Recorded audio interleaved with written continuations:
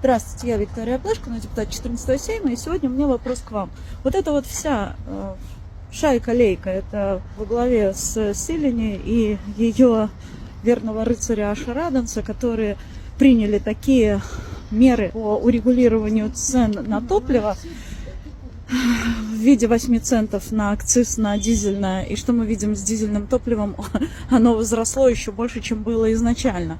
Поднялось. И также, как только опустили немножко цены на дизель, поднялся бензин. То есть это такие махинации, то есть эти меры этой шайки-лейки ни к чему не привели и ничем не помогли. Вопрос к вам. А какая цена на топливо должна быть, чтобы мы прекратили покупать это топливо? Потому что мы не можем потянуть его такое. Какая цена должна быть, чтобы мы пересели на общественный транспорт, как это предлагала уже Силиņa? Es braucu ar vilcienu uz Ukrainu vienmēr. Nav citas iespējas tur arī aizbraukt. Какая цена должна быть, чтобы мы стали экономить? Потому что это тоже в планах у правительства.